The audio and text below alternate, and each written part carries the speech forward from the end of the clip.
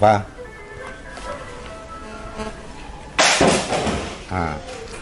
Như vậy thì Welcome, everyone, to the MCU'S Bleeding Edge. That's how we start things out with a guy throwing a phone on the floor. Anyways, welcome, everyone. Cyber, Yeah. that was Brie Larson calling.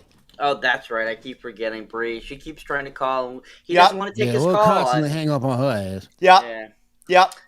Anyways, so welcome, everyone, to the MCU'S Bleeding Edge tonight. We will be discussing the season finale of Moon Knight, which is called Gods and Monsters. So we're going to be getting into that and talking all the good accoutrement to that amazing finale and getting all into that fun stuff. Anyways, so we have an amazing panel here tonight with us. We, of course, have returning with us. That's pretty much a regular amazing panel member is Miss Loki's mom, who we love having on here. Also known as Renee, and she's accompanied by Lady Death Lady with her. Welcome, Renee and Loki's mom. Thank you. May the 4th be with you.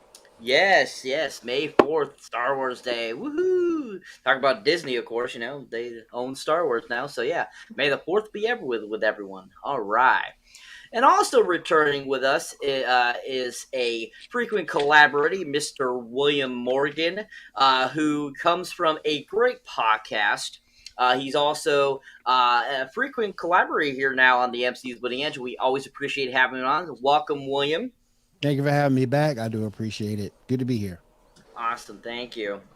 Also, for the first time here on the MCU'S Bleeding Edge, we have a newcomer coming onto the amazing panel with us. And he is a entrepreneur, I like to call him, because he runs his own little business.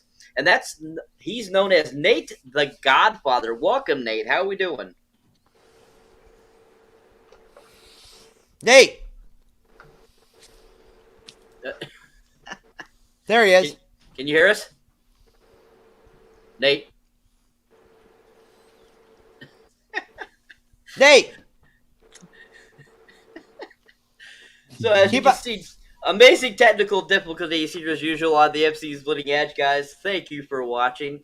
Hopefully he can hear us eventually and talk. And of course, I have my trusty co-host, Mr. Jeff S., Mr. TrueKnowledge, here in the house with us. He's on the panel here with us today, and of course, you know, he's the creator of the MCU'S Bleeding Edge, I like to call him, because he is the mastermind behind all this. So, want to thank you, Jeff, for being on this amazing panel tonight. That is right. And I decided, for the good of society and whatnot, to not wear the t-shirt I was going to wear that said, real men eat ass. MC Bleeding Edge people, oh yeah. Really, bro? Yes, I switched it up. I decided to go with the Band-Aid one instead. Good. Can you hear us, Nate? Yes, I'm back. Thank you. Okay, there we go. So yes, joining us for the first time, of course, like I said before, is Mr. Nate the Godfather. Welcome, Nate. Glad to have you on the panel tonight, and glad to have you here. I'm glad to be here. I really appreciate the opportunity. Nate, just to be clear, if you start freezing and shit and everything and whatnot, me and Cyber are going to fucking, like, draw all kinds of crazy shit going on with you and whatnot. All right, fair enough. More him, not me. And anyways, so moving on here. So, like I said, we're going to be doing the review of the 6th and final episode of this season of Moon Knight, which is called God and Monsters. I feel that this episode gave us a lot of what we were looking for. Some great action. We got to see more of Khonshu. We got to see, more of Mark and Steven working together. Layla came back in the throw. We got more of, just amazingness throughout this whole episode, I thought. So it's a really fun episode. I can't wait to talk about. So anyways, so to start us off, so basically the episode starts back in that tomb where Steven was shot. And basically Harrow is there, and he pulls the body back out of the water and, basically kind of says, sorry for having to do this, but it was necessary kind of deal. and basically all of a sudden his staff that he had had Amit's power all of a sudden transforms into like this almost dragon head looking thing, which is really cool. I thought it was really cool looking. And so they kind of have a little bit of conversation, and then they leave. Layla is there. She's kind of in the background, kind of basically kind of just looking around and, waiting for them to leave so she can go over there to Mark and, see if he's still alive or not. And so eventually after they leave, she does go over and she's like, feels sad, like, sees that he doesn't seem to be alive and, and basically, decides I need to get revenge. I got to stop Hara. So, as that progresses, then Hara goes after the staff has changed, his cane, I should say, and he goes and he stops. He gets stopped by these Egyptian police, basically, I think is what they are. And basically, he uses Amit's powers to see if they're worthy, and all of a sudden, some of their souls are sucked out, and the ones that are okay, they get their souls back. And so we kind of have this beginning entourage of what's going to be going on in the episode. So after that happens, Layla is there with them, and basically she's kind of figuring out what she's going to do. A couple of the dead bodies that have had the souls ripped out of them all of a sudden start talking to her. And we get kind of like this voice all of a sudden talking to her. Who other is this? It's Tawit that she is being talked to. So it's I thought it was cool that they brought that character again. I wasn't sure if we're going to see her again, the hippo, or not. But it was great to see that they still had her as a part of the episode. So going with just that little spectrum of the episode. Before we move on, I want to go through the panel. I want to ask you. So from episode 1 to 4, briefly, tell me what your thoughts are on the series up to that point. Before, not discussing any of episode 6, just 1 through 5. Sorry, 1 through 5. What your guys' thoughts were up to this point before we got into this episode. So let's start with you, Loki Spawn. Yeah, I really enjoyed every bit of it. Up to episode 5 and beyond. But up to that point, I really thought the show was going in a different direction. They really invested a lot of time in the whole psychiatric mind thing, where he's going through, like we talked about last time, where he's confronting all of his past deeds and everything, and he somehow balances himself, and he's left there in the field of reeds. And so I thought this episode would go in a little bit different direction than it did. It was kind of unexpected for me, but it was keeping with the series, with the whole genre and everything. So I see where it's going with that. But yeah, up to that, I really enjoyed it. And like I said, I didn't know Moon Knight. I didn't know the character that much. Just little snippets I read in Wikipedia or whatever. And so it's been I really like getting to know it and getting to know the characters. And of course, Oscar Isaac is just like dynamite. Thank you. I would agree. I would completely agree. All right, moving on to Nate the Godfather. Your thoughts, sir, briefly on what were your thoughts on episodes 1 through 5 up to episode 6?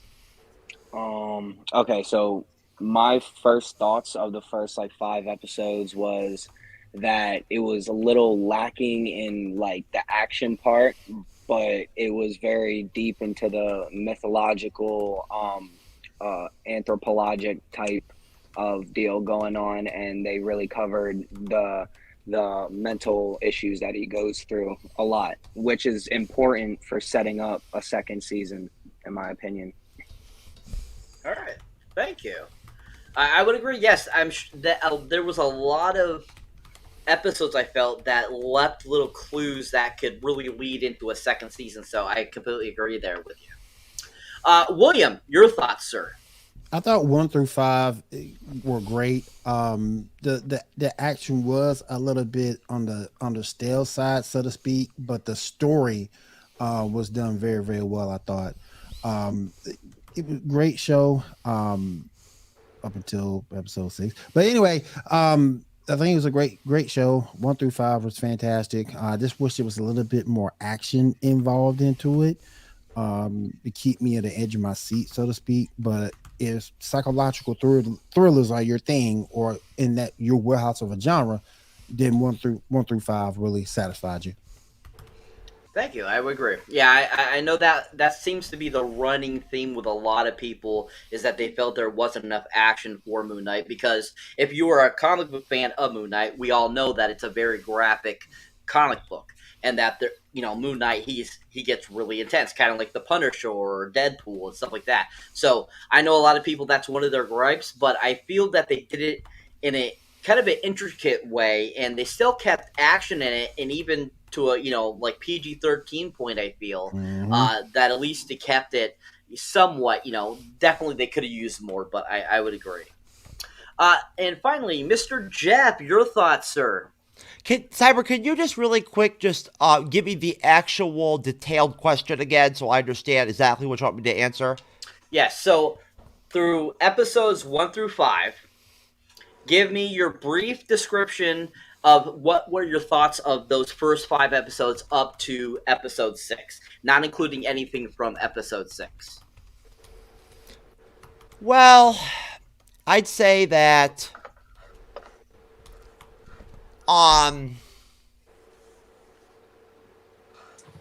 sorry, I'm not trying to do an awkward silence. So basically I'd say that the series was not uneven, and not inconsistent, at all, and was cohesive from episode to episode. There was a lot of change that occurred from episode to episode. You know what I mean? A lot of change as far as the themes during the episodes, right? And the story was kind of shifting as we went.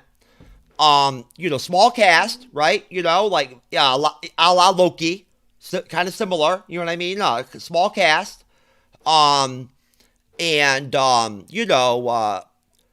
basically, I felt like from episode 1 through 5, it was very interesting that so few characters and actors and actresses were carrying the entire series. You know what I mean? And responsible for everything, essentially. Like, you know what I'm saying? Like, in terms of the story. You know what I mean? And I guess I never felt at all like I was disappointed or bored or unhappy with anything with the series at all, or as it went and everything. I guess basically I would just say that sort of in a way of like the Falcon and the Winter Soldier, I felt kind of had some lulls between episodes here and there. I feel like the Moon Knight series sort of had that too going a little bit. As far as like the energy and the vibe and the the flow of some of the episodes. So I'd say that kind of like, as I said last night, and as I've said before in the past, I felt like from episode 1 through 5, the hero character, the villain, was my number one. I felt like he was a standout performer for me. Even with Oscar Isaac being like literally like awesome. You know what I'm saying? And like, huge acting in the series. I just feel like from an impact standpoint, with the little that they actually gave him, the actor, with Harrow, he really, really maximized his like time on screen and really added a shitload of value to the series from episode 1 through 5. And hey, I guess I'll just say that when we got to episode 4, I really, really, really just wanted it to shift into like a straight, give us lots of fucking Moon Knight. You know what I mean? Like as Moon Knight and shit, lots of fighting and whatnot. Give us some action. Let's have it. And we didn't get it. Yes, I still think it being on Disney Plus hurt it too. I agree. Yeah, I do agree. If it was anywhere else, I think we would have got what we wanted. I think we would have got a true Moon Knight. It was anywhere else, but Disney Plus, I think it hurt it. Yeah, well, they didn't because they blocked out all of what the Jake Lockley character's doing, because he's Yep. the guy that's doing the John Wick stuff that we don't see. Yeah, Yes. that got cut out. So Yep. 100%. Yeah, agree. Very much so. So thank you all, and that was great beginning there. Oh, Cyber, if you don't mind me asking you a question, do you think it's a possibility at all? This is a little bit of a fluke. But like, do you think it's even a possibility at all that maybe really the cost of doing Moon Knight digitally maybe inhibited how much they were willing to use him in the series? No, because there's plenty of films that use pretty much all digital for their certain heroes or villains, or whatever, and they're able to do all kinds of stuff with them. So I don't think that hindered it anything. I think, like what William said, I think it's because it was on Disney Plus that really hindered it. They do have that option where, when they brought the Netflix shows over, that you could watch those, but still, with Disney trying to keep that kind of good image, they didn't want to take it to that extreme still. So hopefully in the future, maybe they will eventually, get, it that, people want to see that stuff. So maybe down the line, we'll get a more better Moon Knight, a more graphic Moon Knight, that the comic book lovers will want to get. Mm-hmm. So most definitely. Yeah, All they right. stripped away everything that made him Moon Knight, really. Like, Sure if they did. put it on HBO Max, like they didn't let him be like the vulgar like mess of a person we're used to. He wasn't brutal. He wasn't like sexual in any way. He didn't pass any type of guideline. I don't even think he cursed. Like, that's not Moon Knight. Like, that's not Moon Knight. They made his characters all like watered down. Like Stephen Grant isn't even Stephen Grant. Like, you know what I mean? They made a whole new Stephen Grant. Like, it's just not consistent with the comics, really. Mm-hmm. Yes, that's Very true. much so. 100%. All right, so getting back to the episode. So, like I said, we just had the scene where basically the souls are being sucked out of the people with Amet through Harrow, and once basically they get back into the bus and they leave again, and they end up going to the pyramid. This pyramid that we've seen in episode 3 and episode 4. And basically Harrow uses, once again, the staff he has, or the cane he has, to basically open it up, which I thought was really visually awesome looking. I thought that was really cool. It's almost kind of like, parting the Red Sea type of deal, I feel, And so that opening up and them going inside, and Leo's in there trying to figure things out on her own, while Harrow and his gang are basically going in there to do their thing to basically release Amet. Basically, we see kind of, Layla try to find Khonshu's statue. And as that's happening, that's when, Harrow goes in and they grab the statue of Amet and break it and release Amet. And that's when we first get our first fleshly view of Amet, which is a crocodile or alligator, whatever one you like. I think it's a crocodile. That's what it looks like to me. So my next question for the panel is, what were your thoughts on how Amet looked? Was it what you guys were imagining she'd look like?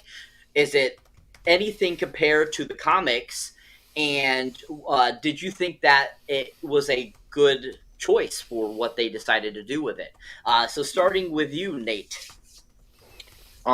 I think it was a decent attempt at what Egyptian god would look like. I haven't read any comics with Amet in it to where I could speak comically, but I know I studied the pantheon of Egyptian gods when I was a kid, and just arthropology and all that type of shit. So this series really captured me, but I didn't like, in my head when I pictured it, that's not what I thought of.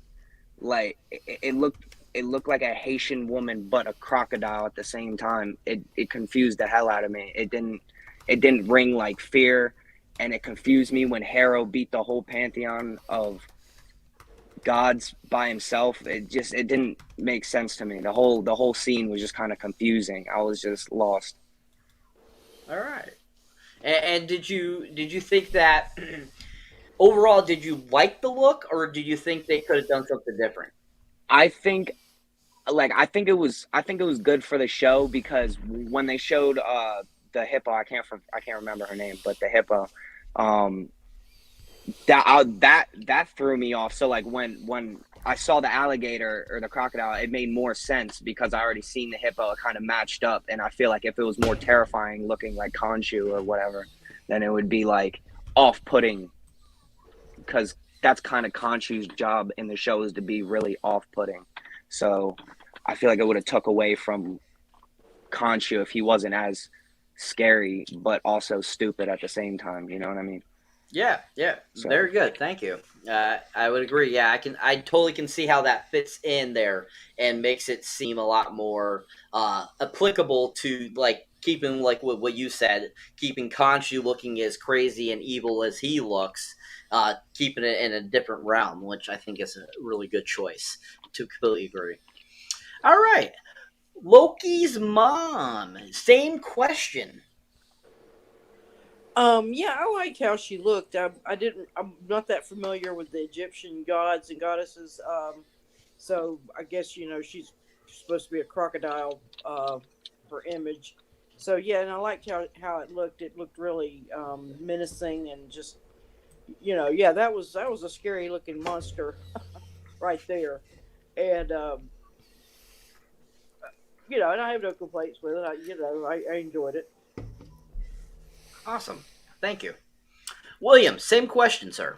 Maybe it's just me, probably being the oldest member on the panel, but it didn't strike fear into me.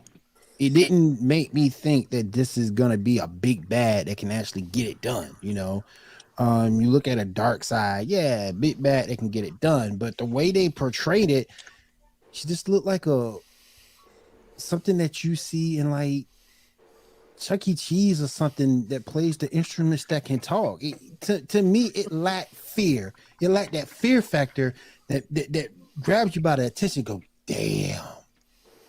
Well, William, just to be clear, just to be clear, from a sexual ability age standpoint, I'm actually older than you. I'm 716 years old. Oh man, but I think that it just didn't grab that fear. Yes, you know the story. Yes, you know what the intention for the character was, but at the end of the day, it just didn't bring me over to having that fear factor. Okay, it's like, okay, this is who it is. Let's hurry up and get on with the rest of the story, please. Yeah, I totally agree with you. Like the Ahmet didn't look very fear inspiring. Just like you said, he looked very cartoonish. Yeah, he looked very like the crocodile from Peter Pan or something like that. Like it was so very Disney.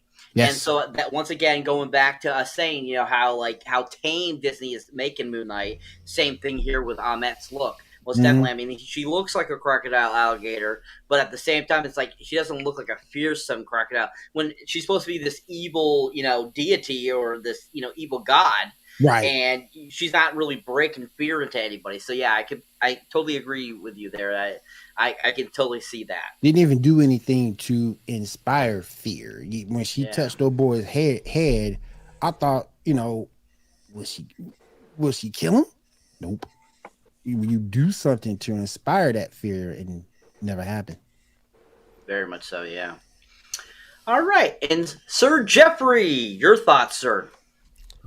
Well, I mean, hey, the rest of everybody on the panel has already pretty much pointed out all of the, I guess, the important and really valuable stuff that went down.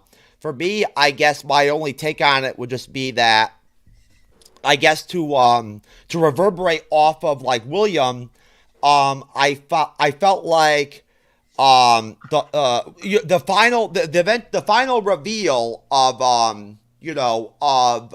what do you call it? The god, what's her name? How do you pronounce it? Ahmet was sort of unimpactful. You know what I mean? It was sort of not as big as I thought it was going to be. The impact. You know what I mean? I thought it was going to be some big shit, some staggering type stuff.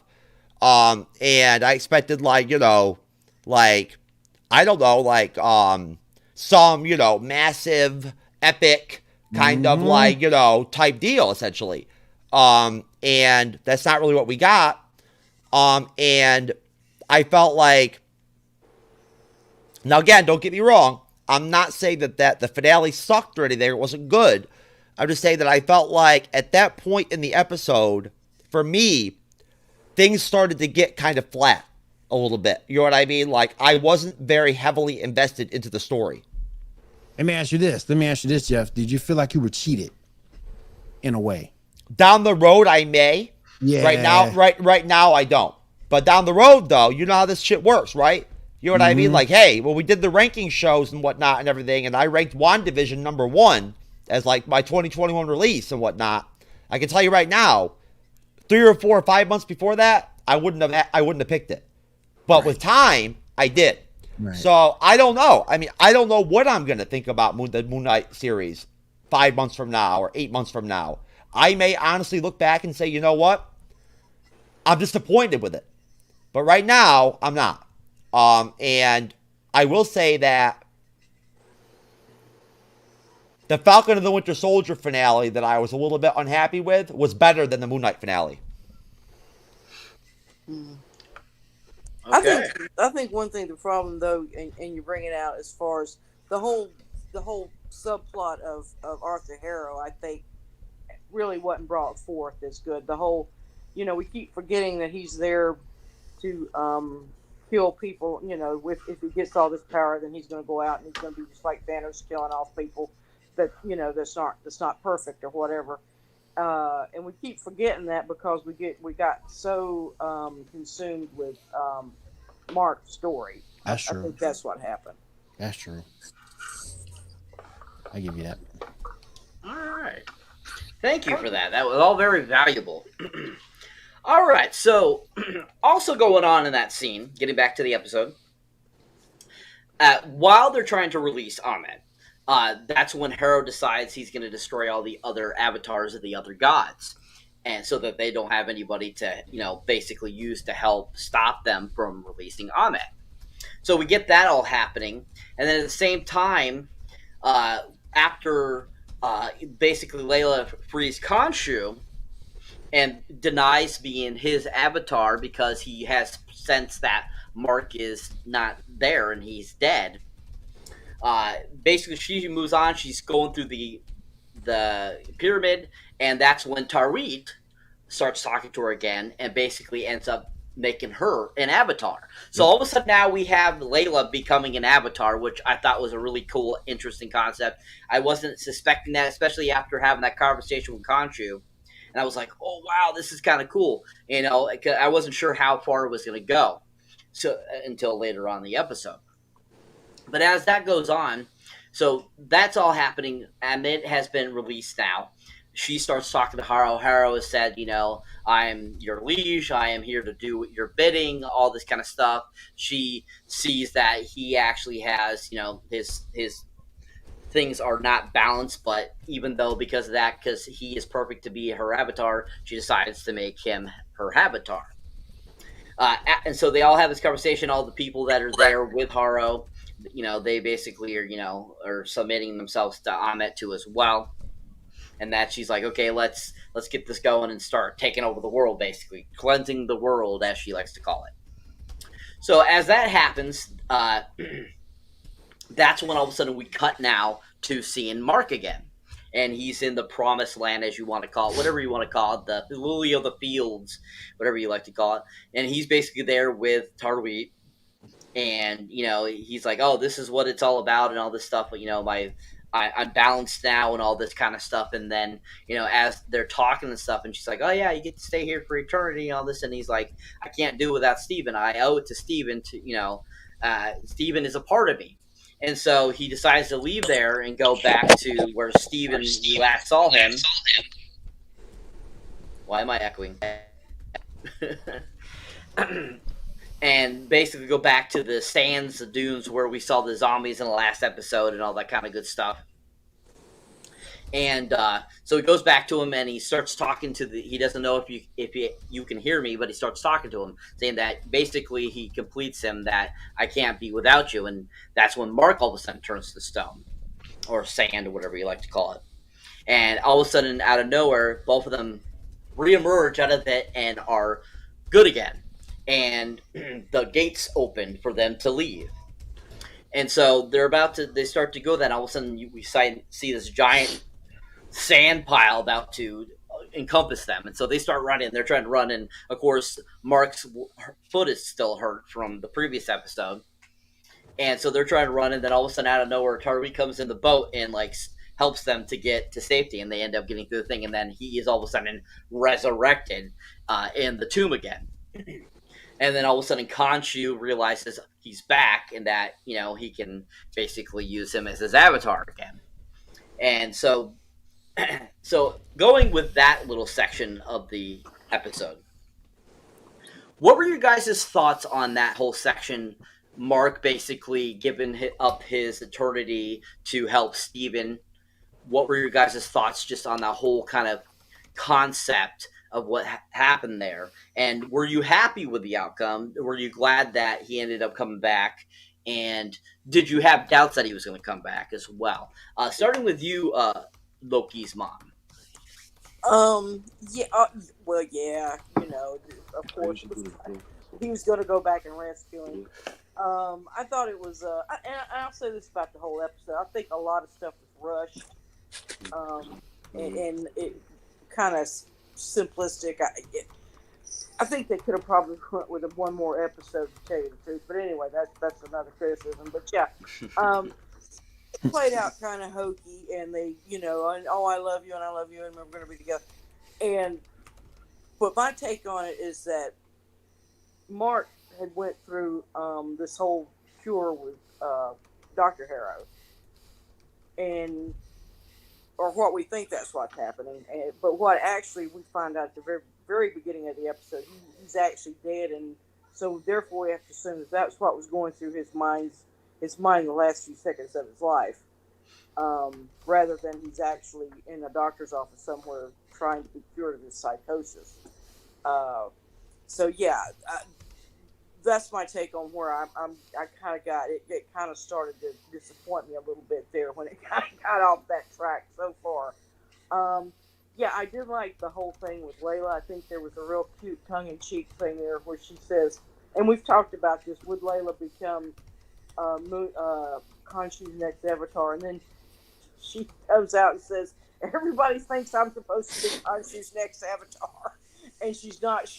The red scarab or whatever, she's supposed to be there. So I thought that was real funny, and just kind of like a little jab at the fans and everything. And yeah, but otherwise, like you say, it advanced the story and it gets it to whatever. I mean, rather than Mark being settled that Steven is really just a fantasy, Mark decides, no, I'm going to go live in my fantasy again. I like the fantasy much better than I like the real world. And then he falls. That's when he falls backwards in the doctor's office. Okay. Thank you, Loki's wife. Thank you. I agree. William, your thoughts? I thought that part was cool because he didn't want to leave his boy behind. So I thought that was kind of cool. That's what brothers are for.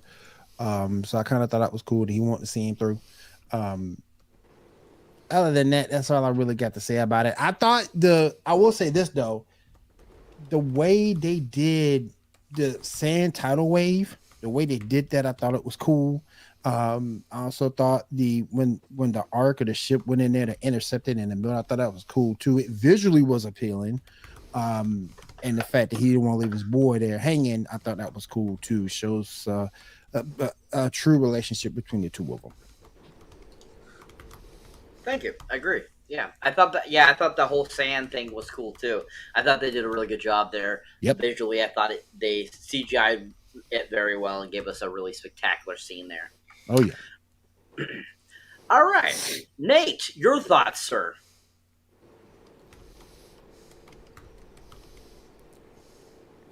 Can you not hear us again? Nate, can you hear us?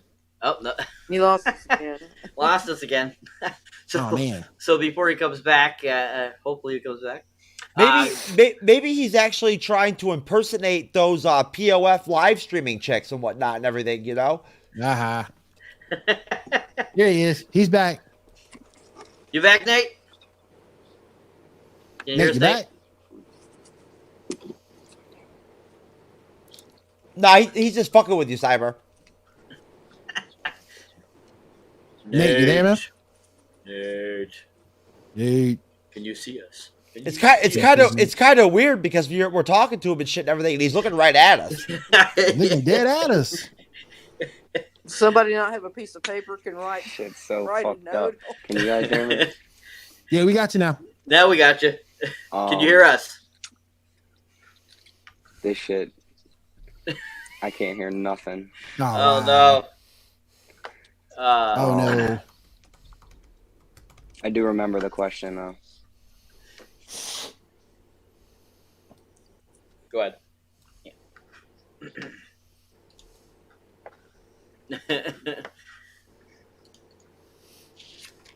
Oh. All right, Let's so go to Jeff real go to quick. Jeff real quick. Your thoughts, sir, real quick.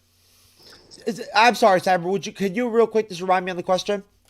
So basically, the little scenes I just talked about between Layla and then, of course, the Paradise section where Mark decides to save Steven and then them escaping back to the real world. What were your thoughts on those scenes? Well, I mean, you know, I like the whole I like the whole premise of it. You know, like I mean, Yeah. Jesus. hey man, we thought you were maybe trying to copy the you know the talented Oscar nominated POF live streaming chicks or whatever with your like you know not responding to questions and just looking at us and shit.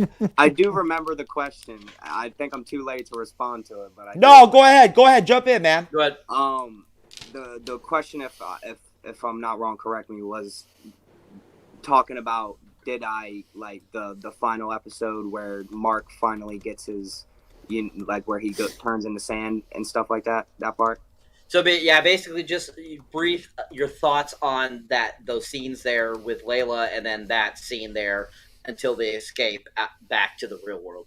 What are your thoughts on that? The fact that he left Paradise was fucking stupid. Why would you ever go into heaven and then just go, nah, a piece of me that's like made up is still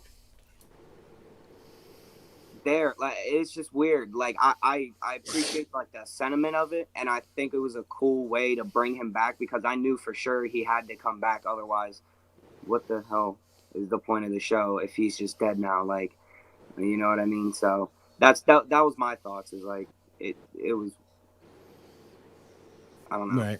Well, Nice. I just want to point out that if I ever go to heaven, right, and some chick goes to give me head, and then she starts to put a condom on it and shit, I'm going to hell. I'm out, dude. I'm leaving heaven.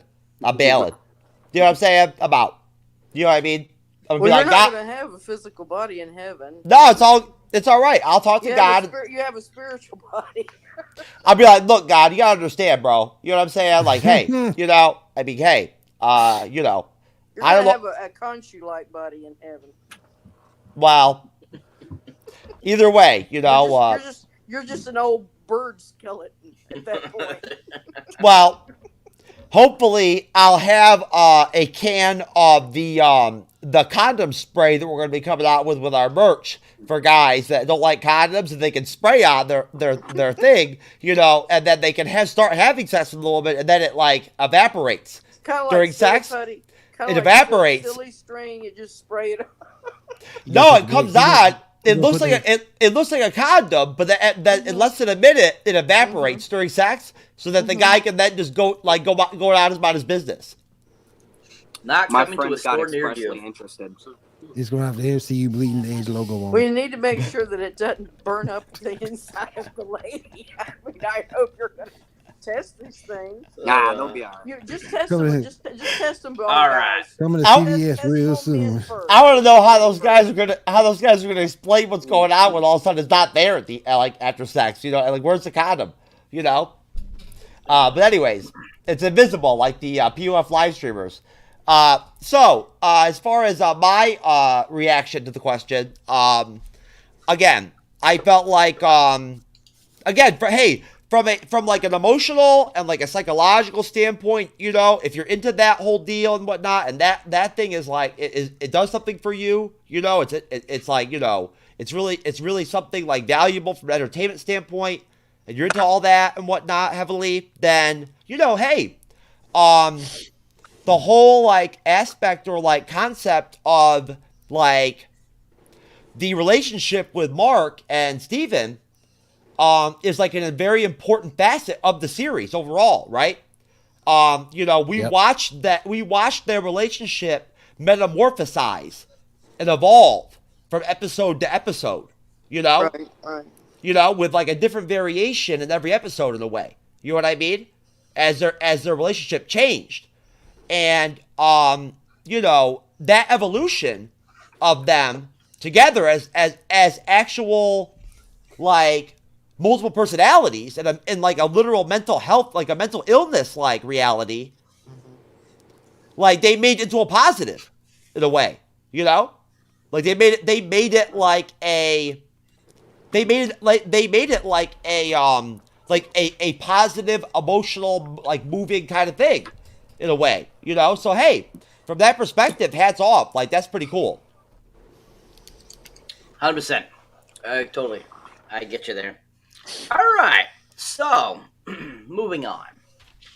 So basically, like I said, you know, Steven and Mark have officially gotten out of the, you know, the area they were in and now back in the body. Khonshu basically summons, you know, Moon Knight again, heals Mark and Steven, and they're back to full health, and they are now Moon Knight again. So we finally get our first image of Moon Knight again. It's been a couple episodes since we saw Moon Knight, so it was great to see him pop back up. So basically after that happens, they go back, him and Layla, they end up going to find where Haro is and start to battle. At this point, all of a sudden, you know, Layla pops up, and now she officially is the Avatar Tarweet. She's got these wings. She's like in an outfit, and she's like all super powered and jack up now. And so basically the next whole, like, I would say 15 to 20 minutes is nothing but this nonstop action sequence with Moon Knight, Haro, and Layla fighting, and then we also have Khonshu and Amit fighting each other. So we basically, they go kind of back and forth, having they're all fighting each other. Khonshu, you know, basically saying, you know, what you're doing is wrong on it. You know, you can't just, you know, kill people before they actually do something wrong. And she tried to say, oh, well, you're doing the same thing, blah, blah, blah. And then, you know, then it flashes back to Steven and Mark fighting as Moon Knight. And we get this great kind of like back and forth between seeing Moon Knight and Mr. Knight, which I thought was a super hilarious idea to do, especially because now that they're very simultaneously using the body now, and they're not like fighting to see who is in the body. And so we keep going back and forth, and then we get some kind of funny banter, like, and Steve was like, okay, you take over, Mark, and stuff like that. And so as they're battling and stuff like that, they're kicking butt and stuff like that, and all of a sudden Haro seems to have the upper hand. All of a sudden they black out, and all of a sudden they wake back up, and everyone's slain, and even Haro's on the ground and beaten up too. So once again, we kind of had this kind of blackout situation happen. I think it was episode 3, I believe it was. That same thing, and you know, Mark's like, that wasn't you, Steven, was it? And he even says it in this episode too. So my next question for you guys is, did you suspect this was Jake Lockley? Did you think it was maybe another personality that maybe Disney made up? Or did you think it just was kind of an interesting coincidence that this blackout was happening? What were your guys' thoughts on that blackout? Starting with you, Loki's mom. No, I didn't know it was Jake Lockley at first because I wasn't familiar with the characters. But as I've done these shows and done a little bit of research into it, then yeah, I think those were the blackout scenes were Jake Lockley coming forth in Mark's body and doing all the bad stuff. Awesome. Thank you. William, your thoughts, sir? Yeah, I think it was Jake too. It makes perfect sense for him to be in those scenes. I would love to see Marvel just take those and I know it wasn't a whole heck of a lot on the grand scheme of things, but I'd love to have Marvel just take those scenes and place them together so we can see what the heck really truly happened. But I think it was Jake in that instance. It makes perfect sense for it to be him. Thank you. I would agree. Jeff, your thoughts, sir? I'm sorry, Cyber. I don't mean to ask you every question to repeat, but just real quick, the skinny on the question, real quick. Do you think that the blackout was Jake Lockley, or do you think it was something else? Oh, I think it was definitely Jake Lockley. It was. Yep. Right. I don't know why they decided to wait until literally halfway through the finale or whatever to finally make it clear that he did have the third personality, but hey, whatever, right? Yep. Right. They actually had a little Easter egg in the last episode. Yeah. Where Jake Lockley pops up in one of the scenes where he's talking to Harrow as the psychiatrist. So that wasn't one of the other blackouts that I mentioned earlier in the third episode. That also was kind of an indication to a third personality too. Those they consider Easter eggs, but yeah, it was surprising that they waited to the very final episode to actually show him finally. As we'll find out later on. But okay, awesome, that's great, guys.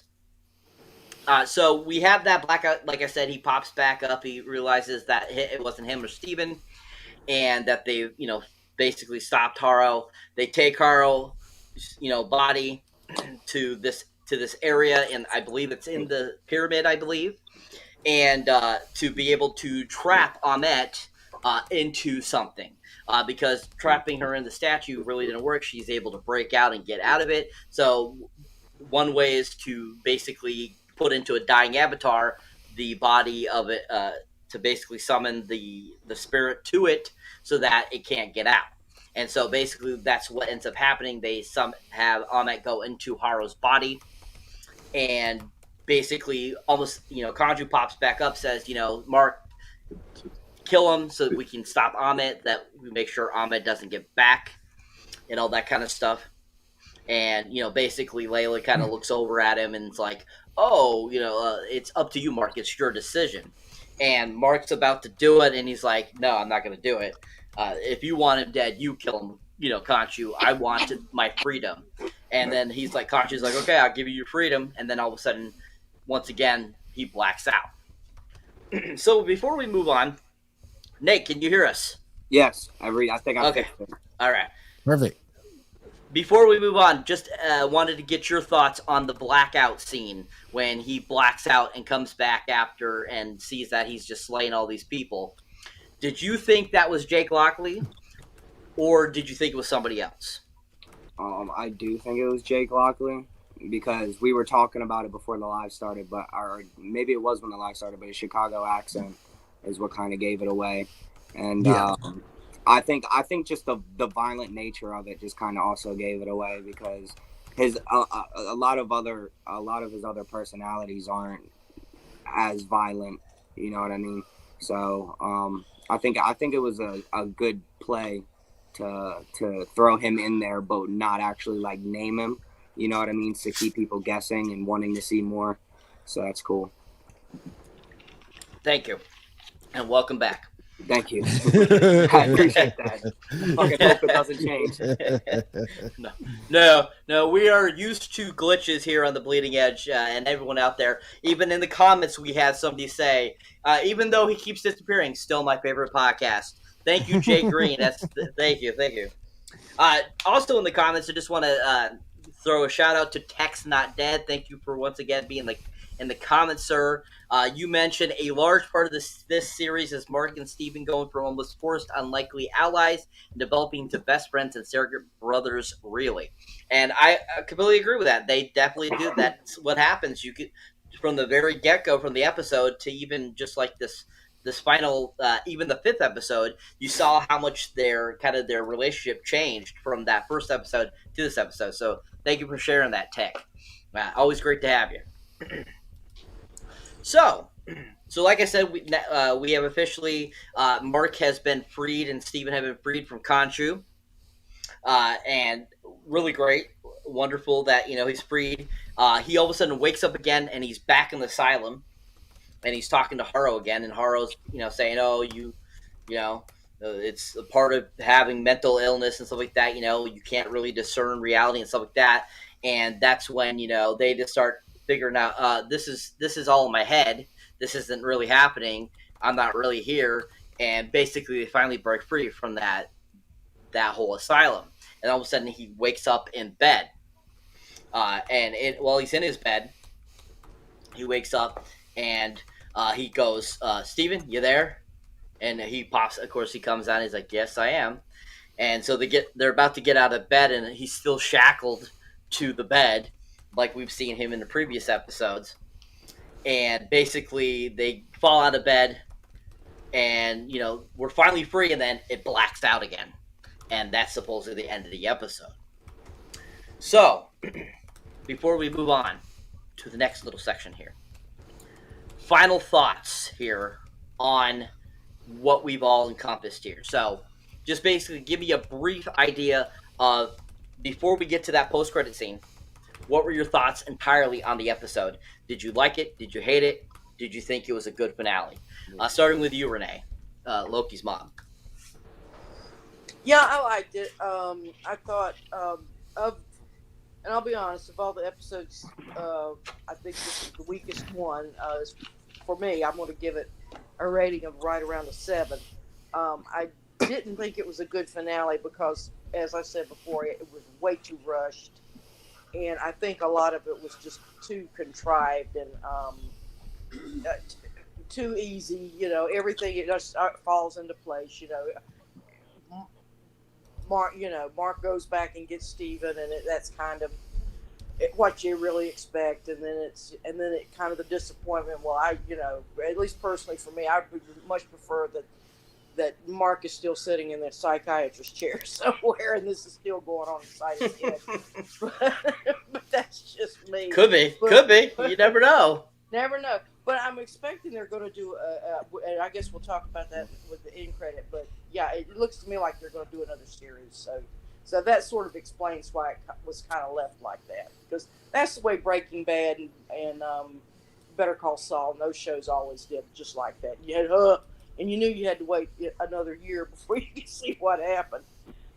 There was an important thing that I want to bring up that when Mark finally comes back to the psychiatrist's office and he says, and Taro says, the imagination is real. So our what we make up inside our head is real. We're making real, even though they're imaginary, in a lot of ways they're very real characters and beings for us. And and this kind of, and I won't get into a lot of deep stuff here, but this ties into what we think about magic and magical thinking and stuff like that. And I'll kind of leave that there. But I think that was important because remember, this is Marvel, and this is what they deal with, the imagination, as does Disney. Very much so. Thank you, Loki's mom. I completely agree. Most definitely. All right. Same question to you, Nate. All right. This is my general opinion. First, I want to point out that this last episode was kind of... I can't say that it was a good final episode, but I can say it was a good lead into the next season, explaining. It kind of goes into what it's going to be leading into, whether it be from Lockley or, whatever you want to get into. You could talk about the gods, all that type of stuff, but I'm hoping, I'm praying that it leads into a more like gritty type thing, but because it's coming from Disney, it's kind of scaring me. But overall, the series itself, I think the whole thing, it gave me a good, for people that are coming in that don't know anything about Moon Knight, which is basically the target audience. It was a good kind of explanation on his whole background and what he's kind of about, without kind of showing everything immediately, because the comic fans want to see all the action like right now, and we're like, we want to see, you know, what we read about. We want to see it live action. That's the whole point. But you know, like when Captain America picked up the hammer, we lost our minds. Like moments like that is what we keep looking for, like that. But those Marvel has done this whole setup thing for years, and they just keep setting things up to release that final like masterpiece to finally put on the screen. And I think that Moon Knight is going to be like a player in the game eventually. Awesome. Thank you. Yeah, I would agree there, most definitely. There's a lot more to it than, you know, what meets the eye, basically, I feel. And as you go on and the more you research it and the more you look into it, you're going to find so much more. So I would agree there. William, your thoughts, sir? If I'm grading the series, I'm giving it a 7. If you like psychological thrillers, it's great. If you need a base introduction to Moon Knight, it's great. But if you know the character already and everything that the character is about and that the story is weaved around, then that's when the 7 comes in to play because of the action part. Mark is gory. The character is gory. In terms of fighting, we didn't get a whole lot of fight scenes, at least not enough to satisfy my taste for fighting scenes with a character like Moon Knight. So psychological thriller, great. Base introduction to the character, great. But if you already know the character, what to expect, what to look for, especially if you're a comic fan, I give it a 7. It just missed a lot of that action that I think a superhero show should have. Well, we're gonna be good friends. I can feel it. Like,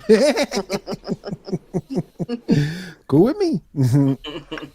Thank you, William. Yeah, I'm sure that's a lot of people's thoughts and so forth. And I like I said earlier, I believe that's gonna be a huge thing for people to think too, as well, because of the lack of the gore, lack of the action. You know, most definitely. I thought, and Jeff, correct me if I'm wrong. When we first started reading the previews and things like that for Moon Knight, we thought it might have been a little bit more blood and gore according to what we were reading before the series started. Not so much maybe with human beings, but maybe like mythical creatures that he kills. Because we didn't get that either. No, because we were convinced that for a while there that was Werewolf by Night. Yeah. In that first trailer that they released or whatever, that was Werewolf by Night, right? And so there was going to be a supernatural, actual, like tangible character from that universe there in the series and whatnot, right? And basically Marvel gave us one of their typical deals where they threw the most like savage, brutal fight, like action shit, like violence in the whole series right from jump. Right in the first episode, right in the first teaser. Mm-hmm. And that was it. Yep. Very true. I know a lot of people thought that was Werewolf by Night in that first trailer. I remember a lot of people were saying that. A lot of people were. So I mean, that's a huge common thread. So hopefully, like they end up doing the horror special, the midnight special this October, so hopefully we get to see this character finally and actually see what their thoughts are on it. I think Jeremy Slater and Marvel Studios actually pulled kind of a fast one on us and whatnot as fans and shit, because they dropped that shit in that teaser as if we were gonna get this like gritty, like, you know, savage, fucking brutal kind of series and shit with Moon Knight, just to kind of quiet the uproar and like the concerns and questions that were out there about the series and about the authenticity of the character and whatnot. Can we call that teaser clickbait? Yeah, Yeah. That's what you call a bait and switch. Yeah. They didn't want to tell us. They didn't want to give us and let us know from jump. Hey, guess what, folks? We're actually going to throw a psychological thriller at you. Yeah, probably is. Nate, you had a question, sir. Yeah. Okay. So would you like to see them, like, before the series started? Would you have rather to have seen a more original take on Moon Knight, like his original story, instead of leaning in more than like to the Egyptian gods? Because like the Egyptian gods came way later in the story. Yeah, like he was like a you know on some Blade type shit. Like now he's over here, battling gods and stuff. Like they evolution of characters and all, but they showed us, if they wanted to really show fans like who Moon Knight really was, they would have started with the original one and kind of explained it from there. Like the 80s stories, they always like, they always had good storylines. It was just, Yeah. And now this day and age, you have a bunch of lazy writing. I do think, though, honestly, Nate, that they were limited in terms of the fact that all they had was the 6 episodes in the series to work with, right? For a story. You know what I mean? One season, right? To do the story. 12 at least. And, at like what? At like 42, 45 minutes a clip for episode or whatever it was, and they had to fit the story in that, right? At that point, I think they probably thought to themselves like, hey, if we actually try to go flat out comic book accurate with this, we're not going to be able to fit it in a season. It's not going to work. Did they ever say why this was just a 6-episode season?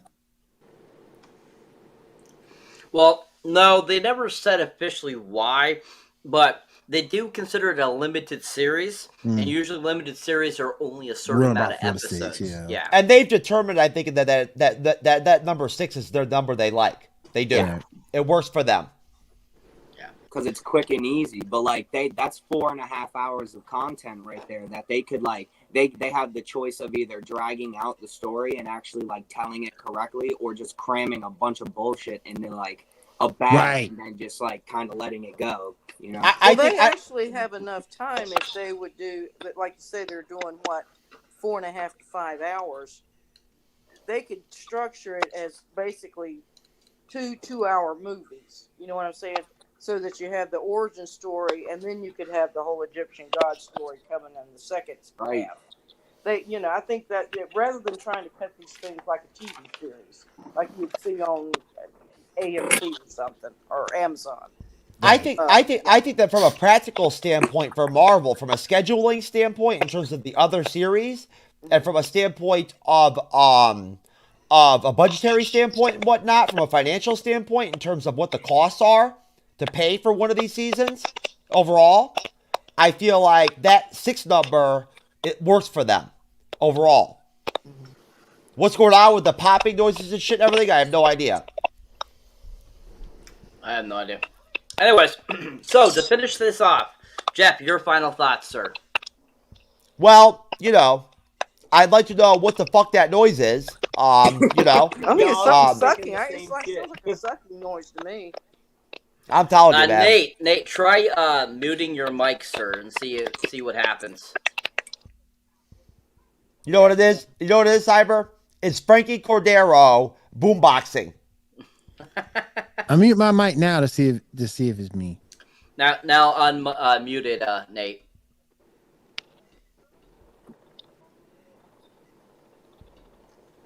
There we Sounded go. Someone was fucking with a bag of Fritos. I didn't like that. Yeah, it happens. Connections, stuff like that. So, Jeff, your final thoughts, sir. Well, on a 1 through 10 scale, I give the finale a 5.5. What? And really? Yep, a 5.5, maybe a 5. A 5.5 is a 5.5 to be fair. And honestly,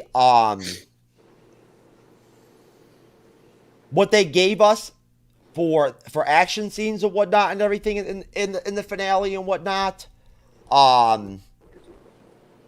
did not make up for the lack of it throughout the series for me. You know what I mean? It did not cover it. It didn't make up for it, you know? And if that's what they thought, it didn't work. Honestly, I feel like... I'm going to be honest, I can't hear anybody right now. That's okay. That's okay. I got you, though. We hear you. You know, I hate That's okay. It's all right. You good, man. I'm cursed. But we can hear you though, so you know, we can have the school dialogue where like you won't hear me, but I'll hear you kind of thing going, you know. But anyway, so no, I think that honestly that like they limited the fuck out of Moon Knight, right? As a character as Moon Knight, right? With the costume on, Moon Knight, you know, with the Khonshu effect as Moon Knight, they limited them. You know, I'm not even getting into the comic book accuracy deal. I'm not even touching it. I'm not even going there. I'm just saying in general, the series could have been better. If they would have done some of the psychological stuff, but at the same time threw in some heavier action and heavier combat and like hand to hand and fighting and action scenes and shit. I'll say it one more time. Thank Disney Plus for that. So, I mean, that's all I just want to say is just that, I mean, honestly, I feel like the finale, for me, sparks this thinking in my head, this feeling. You stupid name. Oh! It's good. I thought I had it. Nate, did you stay at the... Did you stay at the Friday 5 o'clock free crack giveaway too long? Guys. Free crack giveaway. Here it comes. Hey, don't forget to free comic book day this Saturday. Don't forget. Next time Nate pops up in the studio, I'm not letting him in. Yeah. I'm just playing. I'll let him in. I'll let him in. All right. No, just one thing. Just one last thing, Cyber. I just want to say that again. I feel like Marvel sort of missed an opportunity in a way because I just really think that they could have stayed Disney Plus rated. They could have kept it real with Disney, right, and kept everybody happy, and still threw in more action, more brutality, more blood, more action, more fighting. And more Moon Knight, more real Moon Knight and whatnot and everything. More real Moon Knight fighting crime and shit. Well, they could do like a hard PG-13. You know, they make those movies, so yeah, I think you're right.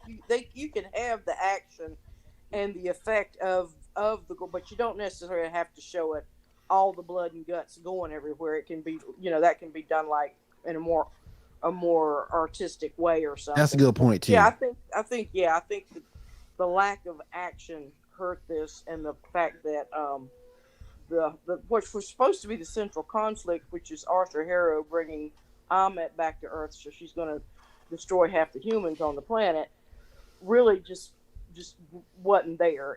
That was really weak, I thought, and dealing with Mark was excellent. I mean, the character, the development of that character, even though I know you got to think black and white, true to form, I think it was very solid, very real character. So what we have there on this TV show, I think, is a very good character.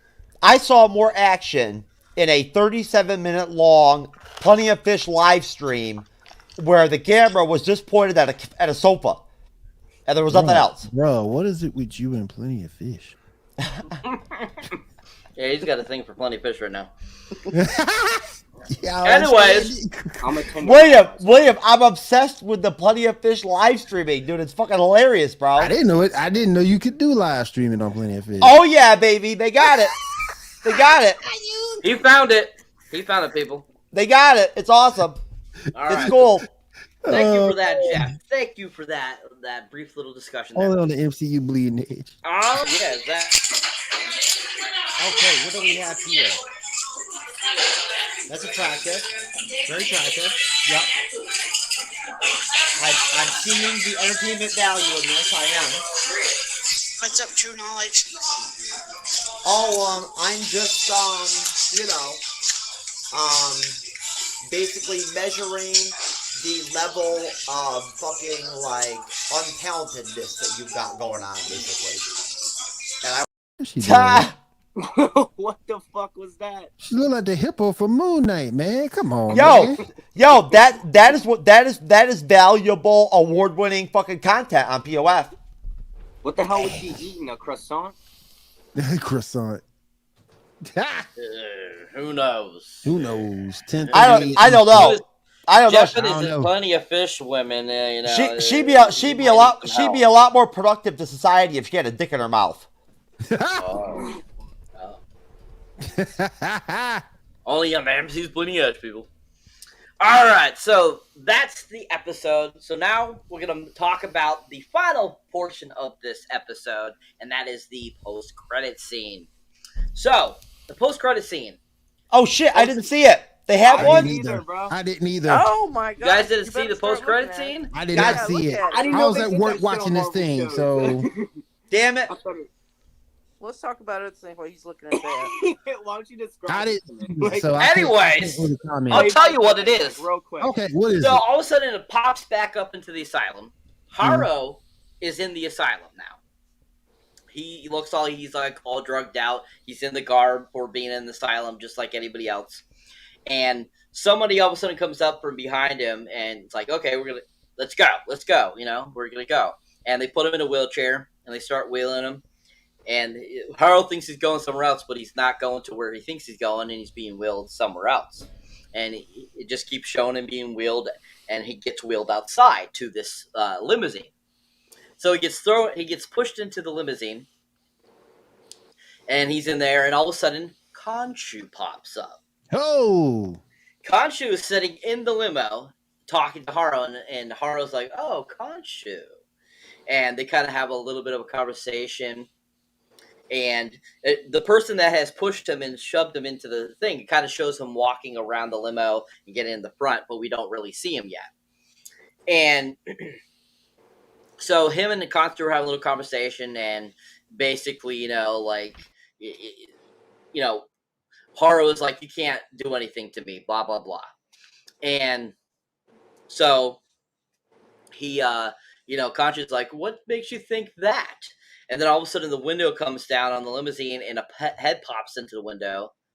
And, you know, basically it emulates, you know, like he's like, you can't do anything. You don't have Mark Spector anymore, blah, blah, blah. And all of a sudden a head pops up in the window. And who is it? None other than Jake Lockley. Ah, okay, I got you. And he shoots Haro. And then it goes black. Wow. Man, now I wish you didn't describe it. I wish I went back and watched it because that sounds. I'm still going back. Now you guys got to watch it now. Y'all didn't watch it? Y'all didn't watch it? They did not, I guess, apparently. I did not. Wow. We all missed. Going back. We'll have to do another show just on the internet. Just to talk about that. Let's talk about that. So. I'm really milking it for. Just even though you guys haven't seen it, Renee, Loki's mom, apparently you did watch it. Mm-hmm. Just give me, basically, we'll start with you, Loki's mom. What were your thoughts on it? Did you like it? Did you like that we got to finally see Jake Lockley? And do you think it gives potential for... Jeff is back. For It's good. Were you doing Nate? A Nate thing, Jeff? Yes, I wanted to support Nate. I did. I wanted to support Nate. Yes, we are supporting Nate with the tip pose. By just like dropping the fuck off the show. Yep. Yes, we are supporting Nate with the tip pose. That's right. I'm such a good guy. I will fake technical difficulties for people. Well, Robbie has his hands the opposite way, so he's doing the other. I'm not sure what is that, foul or something? So no, okay. What you were asking about? Oh, that's a good point. Yeah, I think it I think it indicates that there's more to come. That maybe we're going to see another series out of it, and hopefully they'll announce that soon. Yeah, I was glad that we got to see Jake Lockley, though we actually saw him in the where he's still in the last scene where he's in the doctor's office, because you can tell Lockley speaks more with a Brooklyn, what they would call New York, Chicago. No, he's gonna. No, actually, no, sir, it's Brooklyn, because Mark is from Chicago. I've got it mixed. Okay. Yeah, you got it backwards. There you go. So he has a Brooklynese type accent, and we actually hear him speaking that voice while he's in the doctor's office. So we saw him then. He's sort of emerging out of Mark. He's the vicious side of Mark, and yeah. So yeah, I totally think they're going to do another series. If they don't, they should have their asses kicked. Get him! Tell him. Get him, Loki's mom. Get them, Loki's mom. Get him. Yeah, absolutely. Yes, Loki's mom. Tell 'em. Remember now, Loki, MOM, multiverse of madness. Yep. We discussed that last night. We was talking about that. So, Yeah, hold All him right, accountable. So Nate and William, since you guys did not see the post-credit scene, just an offhanded question here. So even though you guys didn't watch it, would it, if you had seen the post-credit scene before I told you about it, and you got to see Jake Lockley, what were your thoughts on if you got to see Jake Lockley finally? It would have made a difference to me because it would have said, this is what we have coming. This is going to be what we have coming, and give you something to look forward to. The real, well, I guess you can call him that, the real Moon Knight. And that, and I'm still going to go back and watch it. Even though I appreciate you telling me, I'm still going to go back and watch it. But it gives you, quote unquote, the real Moon Knight, and he's on his way in the second season. So it gives you something to look forward to. And here he is. He's back. He's back. He's back. Go! It's good. It didn't even work. It didn't even work. All right. So even though so Nate, as I was asking William, thank you for that comment. Yeah, William. I know that. Nate, so the question for you is, even though you, Nope. We just lost him. I lost him again. Anyways, all right. So that is the episode. Amazing episode. I thought it was a great finale. Overall, I think we had a great conversation here. So to end this wonderful podcast, Cyber, if you don't mind me just jumping in real quick, I actually think it would have been really cool if they would have had an end credit scene where Jake Lockley appeared as a transgender character, a transgender personality. Don't even get me started, Jeff. Don't even get me started on that. Well, let's not make up stuff that's not there and then get all pissed off about it. That Don't even get me started on that. No, I want to. Oh my gosh! I want to support. I get so tired of people. They make up stuff. They'll talk about it and just make it up. I want to start getting so mad about it. No, I want to support inclusivity. Oh, Jeffrey. Yeah, sure you do. Yeah, sure you do. Yeah, but exclusivity though, you can't have that without having a good character with a good storyline behind it. Exactly. You can have the transgender all you want, but if there's no storyline behind it or any type of interesting, if you got a it great ain't gonna story, work. you can have transgender you want. Being transgender is more valuable and more important. Oh, shut up, Jeff. Go Loki's mom. Go Loki's mom. Shut up. Loki's mom. Get him. All right. So go. So to end this wonderful podcast, people, we're gonna once again go over the awesome teaser trailer for Thor: Love and Thunder. So we're gonna watch it and then give a brief reaction, and then we're gonna close this bad boy out. So Jeff, if you have that ready, let's view it, sir. One of these nights, just to throw things off for our guests, instead of throwing up a trailer, I'm gonna throw up one of my private videos. Oh, please Lord. don't. I don't. These hands were once used for battle. Now they're but humble tools for peace. I need to figure out exactly who I am.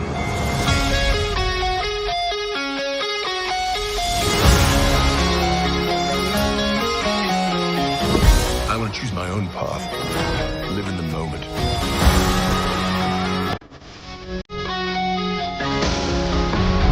superhero days are over.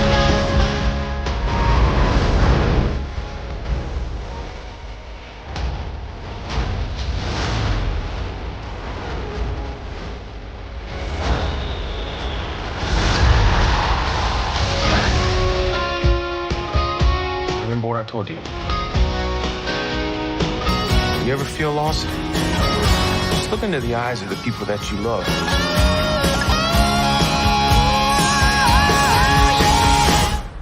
Not me. What? Just listening.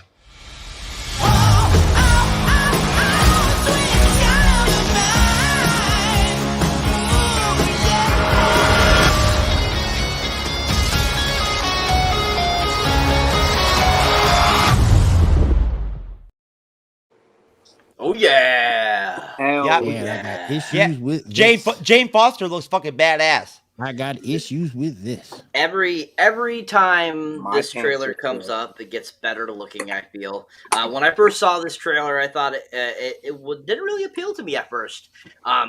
So each time I watch it, though, it gets a little better and better. There's some great moments, I think, in the episode. It's Cyber. It's kind of like when you meet a chick at the bar, like, you know, and you're sober, and then like after you have like 12 beers, you know, she goes from being fucking disgusting to like hot. There you go. There you go. Didn't think William, that stuff. I gotta know. What I are got your thoughts, issues, sir? man. What are your thoughts? First of all, I was expecting a serious movie, and it looks like it's gonna be one of those comedy deals, and that's just not my cup of tea. Particularly when you have a character like Thor. Second, Jane Foster's helmet looks ridiculous. It looks ridiculous. Third, if it's truly gonna be a comedy, like you're gonna do a whole Legends of Tomorrow type of deal with it, I don't know if I want to see it. So This is supposed to be Thor coming back from being with the Guardians, getting himself back in shape, which you see he did in the teaser trailer here, going back to being a superhero. But according to this teaser trailer, my superhero days are over. Then hell, what's the use of you then? We gonna see you drink meat and get fat again? Nah, man. Nah, man. I ain't feeling it, man. So- If it was any other character, I'd probably be cool with it. But Thor? Nah, man. now, did you like Ragnarok? No. Okay, so But- then you're not gonna like this one then. I'm not gonna like that one. Because I think it's when you made Taika him, Waititi again. because when you made him Fat Thor, it was funny. I got you. But that's the extent I thought you should have took Thor if you're gonna have a comedic role for him. I think that's as far as you should have took it. Let's get Thor back to being a superhero, to being that Avenger. And this looks like he's gonna go the other direction. Yo, William, Ragnarok compared to fucking Thor 2 was like a different dimension.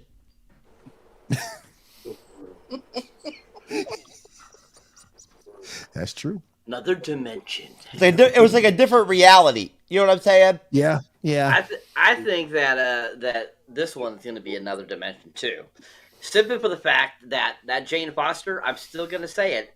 I think that Jane Foster is a multiverse version of Jane Foster. I don't think it's the Jane. That's No. a good point. That's a good point.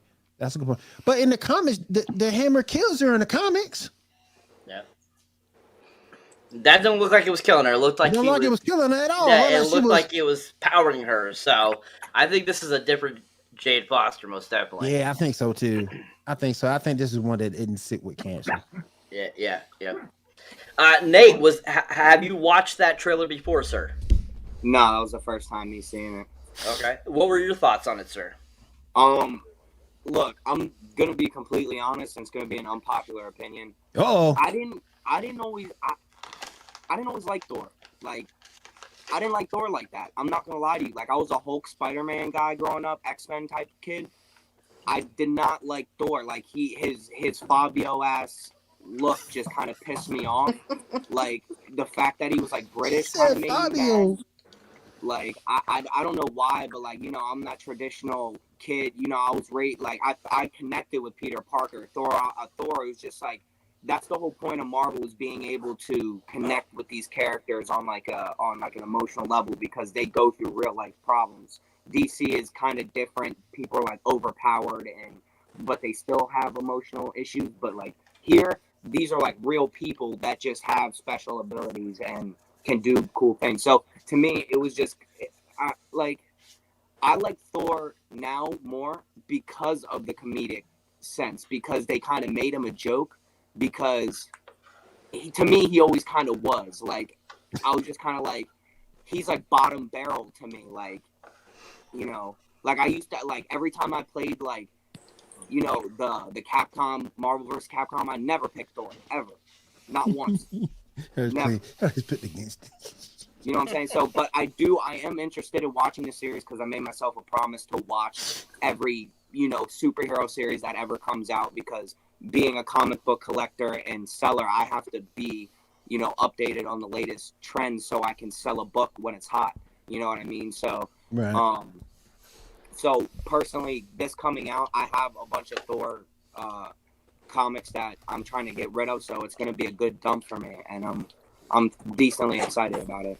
And one thing I will say too, this should be canon, so that's another reason to go see it, because it should be canon within the MCU. So that's another reason to go see it. I don't have a problem with Jane Foster per se, but she don't move the needle for me. I mean, is she strong enough of a character if you just go out and spend $60 to the movie theater taking your family? I got a daughter and two sons. I don't know if Jane Foster moves the needle enough to go spend that $60 or $80 in IMAX to go see the movie. I don't know if she does. Yep, I hear. Loki's mom, your thoughts on the trailer? Well, yeah, I'm okay with the trailer. I like it. Pretty much. It's, you know me, I'm not a trailer person. I just take them as they are and wait for the movie. I'll say this though: if they do not have Tom Hiddleston Loki in this movie, love it. Yeah, okay, he might not be in Doctor Strange. I can go with that. But if he is not in Love and Thunder, then I say fuck damn Marvel. There you go, Renee. There you go, Renee. I'm loving it. That was a Bleeding Edge style remark. Love it, man. Love it. You gotta hold these people accountable, man. Yo, Renee ain't fucking around.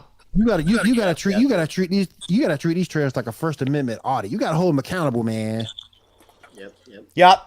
That trailer was like the equivalent of like getting some like Special Olympics head. Yeah. From a woman. Yep. I just think you would make the movie. Jane Foster, you see, she's in the movie.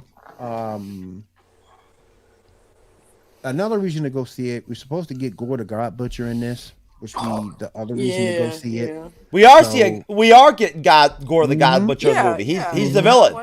He's the villain in the movie. Beta Ray Bill. Beta Ray Bill's supposed to be in it too, so maybe I will go see this thing. But like I said, I just don't like like comedic Thor. That's just me. Yeah. All right, so to round us out, Mr. Jeff, your thoughts on the trailer. Have anything changed since the last time you watched it? Yeah, well, I mean, I'm wondering. I'm very interested in trying to figure out who the hell that is Thor is like fighting in that like arena or whatever when he's with Zeus or whatever and whatnot. Like, I'm trying to figure out what character that is or what that is. It looks like it's like woolly or like an animal type character or something. You know, and who is that Thor is kissing on that ship? Is that Jane Foster? No, I think it's an actress. Okay. I think it's supposed to be like he's doing like a play type of deal, I think. I think that's for Zeus. Yeah. I think that's for Oh, great. Being a smart ass. I thought that was funny. Well, no, I mean, you know, I guess, you know, just like you, I guess the trailer's grown on me over time. It has. You know, but still though, I feel like they better fucking come through with like some serious shit with the next trailer, the second trailer. If they better stuff that bitch with tons of shit. You better see Gore the God Butcher. You better see Beta Ray Bill. You better see it all.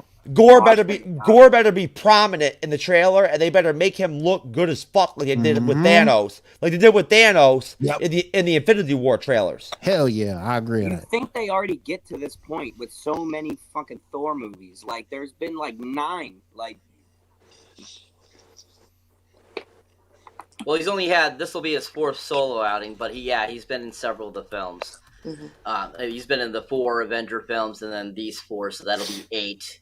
And then he was not in Civil War, and he was not in the Spider-Man. So yeah, this will be his 8th outing for Thor. But anyways, so that is the episode, folks. I want to thank you for all being on the panel tonight. I'm going to go around, and all of you guys can plug your stuff and let everyone know where they can find you, what you can prove for them, what you can tell them about, all that kind of good jazz. I want to throw out of course, a huge shout out to Minds of Creativity Network, which we are a part of now, which Mr. Jeff himself is creating and helping creating to get it going, and hopefully it'll be up and running by the end of the month. He is, of course, the vice president of Minds Creative Network, so we're very happy to be a part of that and to bring that amazing creativity to life. And hopefully we'll have plenty of new fish that'll be coming into there, and hopefully be doing stuff with us here on the MCU'S Bleeding Edge. We'll be doing stuff with them and all that kind of good stuff. So I just want to throw that out there. Of course, we want to throw out, of course, check out Sakaar, freeforms.net, which is a great little site where you can go and talk about anything you like. Miss Loki's mom is usually on there and gives her points and stuff like that, and all that kind of good stuff. And of course, was a great show, great panel. And so I'll let Loki's mom start us off, and we'll go around the table. Anything you like to plug, Loki's mom? Yeah, I'm going to be going tomorrow afternoon at 3:30. I'll be right there in the Doctor Strange Multiverse of Madness. Loki's mom will be there, and she will have some thoughts about it on Sunday on Podcast of Champions, and also we'll have threads and spoilers and whatnot if you're into that kind of thing over on sakaar.freeforms.net. Awesome, thank you. It was great having you tonight. Always a pleasure to have on the panel. William, sir. All right, everybody. My name is William Morgan. I am the host of the Geek Gauntlet Podcast. You can listen to us on Twitch, twitch.tv/William Morgan Media. You can also listen to us on the Minor Creativity Facebook page, as well as the Geek Gauntlet Facebook page as well. Head over to William Morgan Media on YouTube. This show will be uploaded there the next day.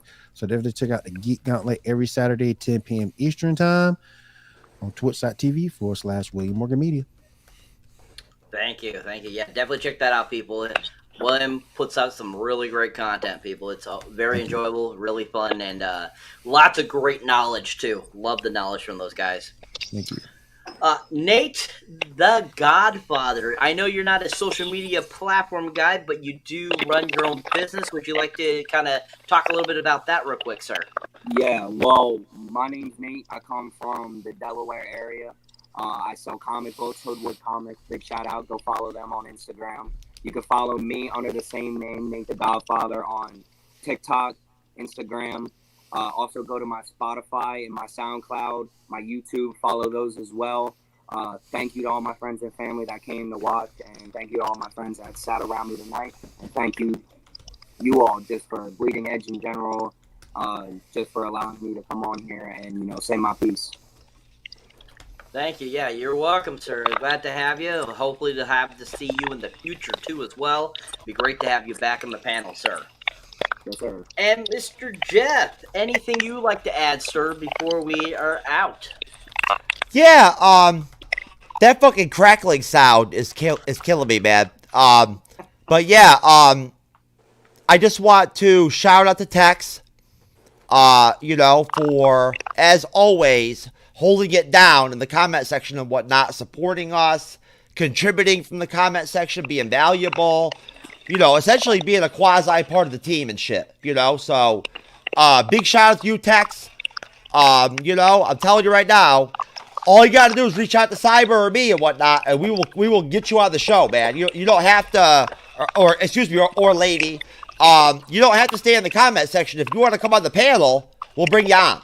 And I'm telling you, that crackling noise is fucking intense. It is intense. Like, it is seriously, fucking me up. Yep. Yeah. It sounds a little bit like that fucking, cackling fucking type of language that the sand people in Boba Fett use. Yeah, it does. Jeff, Yep. before you go, Jeff, you gotta tell me where you got the hat from, bro. Boba Fett got it for me. He threw that in with the Bacta tank he gave me. Oh man. Yeah. Me and Boba are tight, so he hooked me up, But no, actually, to tell you the truth, William, I think I got the hat at, you know what? Shit, what is it called? I think it is. Let me just look real quick. I think I can tell you exactly what it is. I think it's called Redbubble? I think it's called superhero merch. Okay. Or something like that, or shit. I'll get back to you and whatnot when I can find the email. I've got the email receipt right there in my inbox. Okay. Anyways, I'm sorry again. That crackling noise is fucking me up, man. Cool. But no.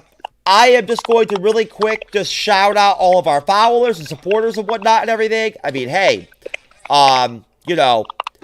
if you're sitting there right now still listening to the show during this shit with this crackling and whatnot, then hey, you are fucking good. You are a solid fan, man, of the show. Because this shit is torturous. But I just want to again shout out all of our followers and our subs. We are almost at 1,000 subs. We're gonna be there before you know it. It's gonna happen. Me and Cyber we're gonna crush and fucking pass that threshold here soon. It is gonna be a massive, impactful, humbling, exciting day when that 1001 number pops up on our YouTube channel. That's gonna be it's gonna be awesome, man. It's gonna be a good feeling. It is extremely humbling to be the co-host of the MCU'S Bleeding Edge YouTube channel and podcast. And I just want to say that overall, I want to thank Cyberneticshark for being such a loyal and supportive co-host and good friend to me. He makes the show better every single time he's on it. And overall, too, I just wanted to shout out to all my guests, all of our guests and whatnot. Nate, you were great. Your technical difficulties were interesting and whatnot. Kept things interesting. Kept us on our feet, on our toes. And the crackling noises and shit and everything, they're adding like an interesting vibe, to things. And William, I absolutely love seeing you on the guest panel as a contrast to then watching you on Saturday nights hosting the Geek Gauntlet and whatnot. It's cool, watching you kind of do the different roles, you know what I mean? And the differences between how you are, you know what I mean? Yes, sir. When you could actually contribute, and answer questions and shit and go, speak in depthly, on topics and stuff like that and whatnot. I enjoy it. Thank you. I wanted to shout out William because we have not quite figured out all of the official details yet, but he is going to guest moderate the Bleeding Edge on Friday night at 9:30 p.m. Eastern. I'm no longer even going to bother saying 9:20 p.m. Eastern because we never make it in time. So I'm going to say 9:30. He's going to guest moderate. And it's going to be awesome. It's going to be awesome. It's going to be a good show. And you know what? It's very possible, what a surprise, it's going to be shocking, that Cyberneticshark might fucking be there. He might make an appearance. Oh, my boy. That's right.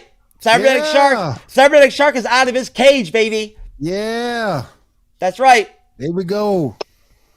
He is going to be on a guesting spree on other shows, man. I'm telling you.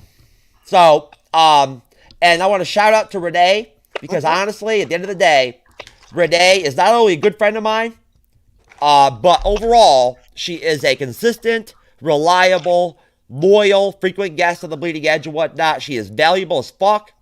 She's a great contributor, and really brings her own perspective and a different perspective and a different element to our shows, which I appreciate and value. Well, thank you. Of course, no problem. So anyways, folks, we love all of you. Fandom, we love all of you. Shout out to the fandom. And if you don't mind, Cyber, I'll take us out. Certainly, sir. We're out, y'all. No. Good night, guys. The hell of Brie Larson. Bleeding Edge, peace. We love you, Chloe Zhao. Galaxy. Yeah. Someone at the door, John, now I'm here to stay. Tell me who the fuck gonna face the music, more brick lane, less screen time. Been cutting back on the daily usage. Long road for the road dogs, for the weird miles from the soapbox. Got BKTs on this bitch, so everybody getting rolled on, yeah. Yeah, everybody getting rolled on. Check all this credits on BMI, I'm just too kind to expose y'all. And I